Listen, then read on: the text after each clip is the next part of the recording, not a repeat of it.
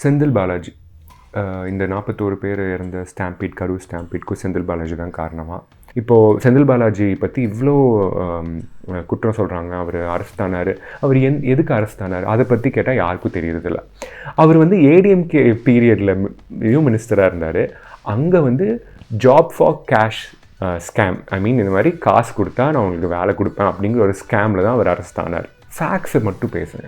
Fact என்ன நம்மளுக்கு facts தெரியும். நீங்கள் கூகுள் போய் சர்ச் பண்ணாலே கிடச்சிரும்.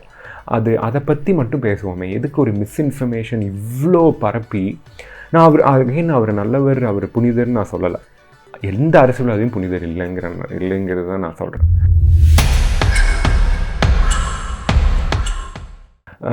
எது நடந்தாலும் செந்தில் பாலாஜி தான் காரணம்னு ஒரு குற்றச்சாட்டு வச்சுக்கிட்டே இருக்காங்களே. இதுக்கு என்னென்னா, எனக்கு என்ன புரியலன்னா, ஃபேக்ட்ஸை காமிங்க. நான் இங்கே டிஎம்கேக்கும் செந்தில் பாலாஜிக்கும் சப்போர்ட் பண்ணுறதுக்காக இந்த வீடியோ நான் பண்ணல. எனக்கு என்னென்னா, ஒரு விஷயம் நடக்குதுன்னா எனக்கு ஃபேக்ட்ஸ் காமிங்க. இது நடக்குது, இங்கே பாரு உண்மை இருக்குது, இங்கே வீடியோ ஆதாரம் இருக்குது, இந்த ஆதாரம் இருக்குது, அந்த ஆதாரம் இருக்குதுன்னு ஆதாரத்தை காமிங்க. இப்போ நான் ஆதாரம் சொல்லவா? இப்போது ஸ்டாம்பீட் நடந்தது கரூரில்.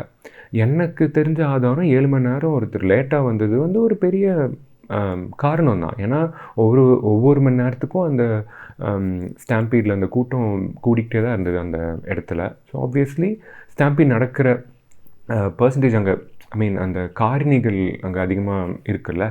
அதே மாதிரி ஒரு இடத்துல லைட் ஆஃப் பண்ணிவிட்டு இன்னும் கொஞ்ச நேரம் எல்லோரும் கூட்டுற இடத்துல லைட்டை போட்டதும் ஒரு காரணம் தான். ஏன்னா லைட் போட்டிருந்தாருன்னா அப்போவே பார்த்துட்டு போயிருப்பாங்க. அவர் லைட் ஆஃப் பண்ணிட்டு சென்டரில் வந்ததுனால தான் எல்லோரும் கூடவே அந்த ஸ்டாம்பீட் நடக்கிற ஒரு காரணமாக இருந்தது. ஸோ அந்த மாதிரி அப்புறம் மரத்து மேலே குதிக்கிறதா இருக்கட்டும், அந்த தலைவரோட ரசிகர்கள் மின் கம்பத்து மேலே குதிக்கிறதா இருக்கட்டும், ஜென்ரேட்டர் ரூம் மேலே குதிக்கிறதா இருக்கட்டும், மற்றவங்களோட கடையோட ஓடு மேலேயும் சிமெண்ட் ஷீட் மேலேயும் குதிக்கிறதா இருக்கட்டும், இதெல்லாமே ஒரு ரீசன் தானே ஸ்டாம்பீட் நடக்கிறதுக்கு. இந்த மாதிரி ரீசன்ஸ் கொடுங்க. ஓகே, ஒரு ரீசன் ஒத்துக்கிறேன். போலீஸ் ஒன்று இந்த இடத்துல அந்த இடத்துல இந்த கூட்டத்தை நடத்த விட்டுருக்கக்கூடாது. மேபி ஒரு மாநாடு மாதிரி நடத்த விட்டுருக்கணும். ஏன்னா அவரை பார்க்குறக்கு அவ்வளோ கூட்டம் வருதுன்னு நம்மளுக்கு தெரியும் முன்னாடியே நிறைய விபத்துகள் நடந்திருக்கு. ஸோ அதை கன்சிடர் பண்ணி போலீஸ் எனக்கு தெரிஞ்ச பெர்மிஷனே கொடுத்துருக்கக்கூடாது. ஒரு மாநாடு மாதிரி நடத்துறதுக்கு பெர்மிஷன் கொடுத்துருக்கலாம். ஸோ இது போலீஸ் மேலே ஒரு மிஸ்டேக்குன்னு சொல்லலாம். மற்றபடி வேறு என்ன பண்ணியிருக்க முடியும்? ஏன்னா அந்த இடத்துல தான் ஆல்ரெடி ஒரு கூட்டம் ஒரு வாரத்துக்கு முன்னாடி தான் நடந்ததாமாவே. அதனால தானே போலீஸ் கொடுத்ததுன்னு அவங்க சொல்கிறாங்க. சரி, அவங்க ப்ரூஃப் காமிக்கிறாங்க, வீடியோ எவிடன்ஸ் காமிக்கிறாங்க. அவ்வளோ ப்ரெஸ் இருந்தது, அவ்வளோ பேர் அந்த கூட்டத்தை கவர் பண்ணாங்க, அவ்வளோ எவிடன்ஸ் இருக்குது இங்கே. எனக்கு என்னென்னா, இப்போது செந்தில் பாலாஜி தான் இதுக்கு காரணம். ஒரு நண்பர் சொல்லிட்டு இருந்தார், அவங்க தான் ஆள் புகுந்து இதெல்லாம் பண்ணிட்டாங்க, செந்தில் பாலாஜி ஆட்கள். என்ன எவிடன்ஸ் இருக்குது இதுக்கு? பேரே இல்லாத, நேம் பிளேட் இல்லாத ஆம்புலன்ஸ் வந்தது அப்படின்னாங்க. என்ன எவிடன்ஸ் இருக்குது அதுக்கு? எதுக்கு அவங்க அப்படி பண்ணணும்? ஏன்னா முன்னாடியே நமக்கு தெரியும், கருத்து கணிப்பு படி டிஎம்கே தான் லீடிங்கில் இருக்குதுன்னு தெரியும். அவங்க இதை பண்ணனால என்ன அவங்களுக்கு பயன்? எனக்கு அது புரியவே இல்லை. அண்ட் இன்னொன்று என்னென்னா, இப்போ இது நடந்ததுனால டிஎம்கேக்கு ஆக்சுவலி கொஞ்சம் நெகட்டிவிட்டி தான் நிறைய ஃபார்ம் ஆகிருக்கிற மாதிரி எனக்கு தெரியுது. ஸோ இதனால் அவங்களுக்கு பயனே கிடையாது. அவங்க இதை பண்ணணும்னு அவசியமே கிடையாது. அவங்க எதுக்கு தேவையில்லாமல் ஒரு நபர் மேலே பழி போடுறாங்க? அவர் தான் தெளிவாக சொல்கிறாரு, என்னோட கட்சி ஆஃபீஸ் அந்த ஹாஸ்பிட்டல்லேருந்து ஒரு 7 நிமிஷம் தான் இருக்குது, பக்கத்தில் தான் இருக்குது, நீங்கள் கூகுள் மேப்பில் போட்டாலே தெரியும்னு சொல்கிறாரு. ஆமாம், அப்படி தான் இருக்குது. அப்போ அவர் சீக்கிரமாக வரதானே செய்வார். அது இப்போது சீக்கிரமாக வரலனாலும் அது குத்தம், சீக்கிரமாக வந்ததுனாலையும் அது குத்தம். ஏங்க அவ்வளோ பேர் குழந்தைங்க இறந்து கிடக்குறாங்கன்னா நம்மளுக்கு கஷ்டமாக தானேங்க இருக்கும். ஃபீல் பண்ணாருன்னு சொல்கிறாங்க. ஃபீல் பண்ணணும்ல, ஃபீல் பண்ணலனான்னு தானே அங்கே தப்பு. ஃபீல் பண்ணாலும் குத்தம், ஃபீல் பண்ணலனாலும் குத்தம். நான் இங்கே அவர் நல்லவர்னு சொல்லலை. எந்த அரசியல்வாதியும் என்னை பொறுத்த வரைக்கும் தூய்மையானவர், புனிதர்னு சொல்ல முடியாது. எல்லாரும் சொல்கிற மாதிரி காமராஜர் புனிதர். காமராஜர் செல்ஃப் சென்டர்டாக இல்லாமல் எல்லாத்துக்கும் வாரி வழங்கினார். ரொம்ப சின்ன வீட்டில் இருந்தார், பெருசாக சொத்து சேர்த்துக்கல. ஓகே, டிஎம்கே சொத்து சேர்க்குறாங்க, கரப்ஷன் பண்ணுறாங்க. சரி, எந்த அரசியல்வாதி இப்போது காமராஜர் மாதிரி இருக்கார்? டிஎம்கே தான் மோசம்னு வச்சுக்கோங்க, செந்தில் பாலாஜி மோசம். ஏன்னா வேறு எந்த அரசியல்வாதி? ஏடிஎம்கேல இருக்கவங்க எல்லாருமே காமராஜர் மாதிரி வாழ்கிறாங்களா? யாருக்கும் பெரிய வீடு இல்லையா? யாருக்கும் சொத்து இல்லையா? அவங்க மகள்கள்லாம் பெருசாக கல்யாணம் பண்ணலையா? இல்லை ஃபாரின் போகலையா? இல்லை படிக்கலையா? எல்லோரும் அவங்களுக்கு கிடைக்கிற அந்த பெனிஃபிட்டை எப்படியோ அதை அனுபவிச்சிட்றாங்கல்ல, பெருசாக அனுபவிச்சிட்றாங்கல்ல. கோயம்புத்தூரில் ஸ்மார்ட் சிட்டி ஒர்க் நடந்தது, அதில் ஊழல் நடந்தது, அதில் எந்த மினிஸ்டர் எக்ஸ் மினிஸ்டர் மாட்டினாங்கன்னு நம்மளுக்கு தெரியும். அவங்க கரப்ட் இல்லையா? பாஜகவில் கரப்ட் மினிஸ்டர்ஸே இல்லையா? அவங்க எல்லாருமே காமராஜர் மாதிரி புனிதரா? பெரிய வீட்டில் இல்லாமல் குடிசையில் வாழ்கிறாங்களா? அமித்ஷாவோட மகன் ஏழையாக வாழ்கிறாரா? அவங்களாம் எவ்வளோ சொத்தே சேர்க்கலையா? அம்பானி அதானிக்கெலாம் இந்த ஆட்சியிலையும் இங்கே நடக்கிற விஷயத்துலையும் பங்கே இல்லையா? ஏன் டிஎம்கே தான் கரப்டு, டிஎம்கே தான் சொத்து சேர்க்குறாங்கன்னு சொல்லணும்? எல்லா அரசியல்வாதிகளும் இங்கே சொத்து சேர்க்குறாங்களே, எல்லாரும் கரப்ஷன் பண்ணுறாங்களே. இப்போது செந்தில் பாலாஜி பற்றி இவ்வளோ குற்றம் சொல்கிறாங்க. அவர் அரெஸ்ட் ஆனார்.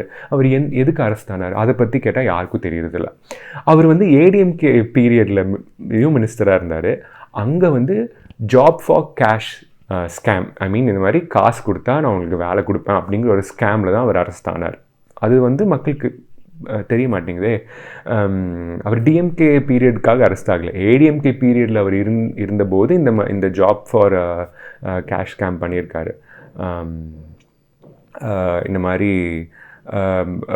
காசு கொடுத்தா வேலை கிடைக்கும்னு அந்த ஒரு ஸ்கேமு. அதில் நிறைய பேர்த்துக்கு வேலை கிடைக்காம போயிருக்கு. அவங்க கம்ப்ளைண்ட் பண்ணியிருக்காங்க. அப்புறம் அந்த ஆப்வியஸ்லி காசு கொடுத்து வேலை கிடச்சிதுன்னா மீதி மெரிட்டில் வர கேண்டிடேட்ஸ்க்கு ஆப்பர்ச்சுனிட்டிஸ் கிடைக்காது. அவங்களும் கம்ப்ளைண்ட் பண்ணியிருக்காங்க. இதை பற்றி நியூஸ்மேட் ஒரு 2 வருஷம் முன்னாடி ஒரு டீட்டெயில் வீடியோ போட்டாங்க. அந்த வீடியோவை போய் பாருங்கள். எதுக்காக அவர் அரெஸ்ட் ஆனான்னு தெரிஞ்சுக்கோங்க. ஆப்வியஸ்லி அவர் தப்பு பண்ணியிருக்காரு. அந்த ஸ்கேமில் ப்ரூஃப் இருக்குது. நிறைய பேர் பேட்டி கொடுத்துருக்காங்க. அது தப்பு தான். ஆனால் அதுக்கும் இந்த விஷயத்துக்குலாம் என்ன சம்மந்தம்? அதனால அவர் ரொம்ப கெட்டவர்னு எப்படி உங்களுக்கு இன்னொன்று சொன்னால், அமலாக்கத்துறை என்ஃபோர்ஸ்மெண்ட் டைரக்டரேட் தான் அவர் மேலே கேஸ் போட்டிருக்கு. அவங்க யார் மேலெலாம் கேஸ் போட்டுட்ருக்காங்க? அவங்க பிஜேபிக்கு கீழே அப்போசிஷன் பார்ட்டிஸில் இருக்கவங்க மேலே, எல்லா ஸ்டேட்டில் இருக்க அப்போசிஷன் பார்ட்டி, பிஆர்எஸ் மேலே, தெலுங்கானாவில் பிஆர்எஸ் மேலே போட்டாங்க, மகாராஷ்டிராவில் போட்டாங்க, மகாராஷ்டிரா சிவசேனா மேலே போட்டாங்க, டிஎம்கே மேலே போட்டாங்க. எல்லா அப்போசிஷன் பார்ட்டிஸில் இருக்கிற எம்எல்ஏஸ் மேலேயும் மினிஸ்டர்ஸ் மேலேயும் அரவிந்த் கெஜ்ரிவால் டெல்லியில் போட்டாங்க.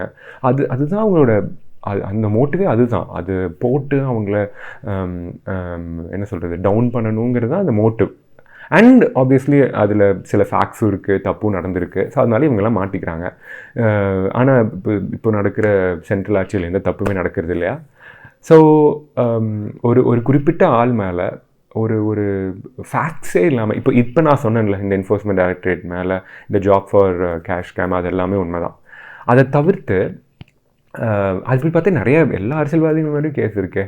அதான் சொன்ன மாதிரி ஸ்மார்ட் சிட்டி ஊழல் அந்த கேஸும் இருக்கே.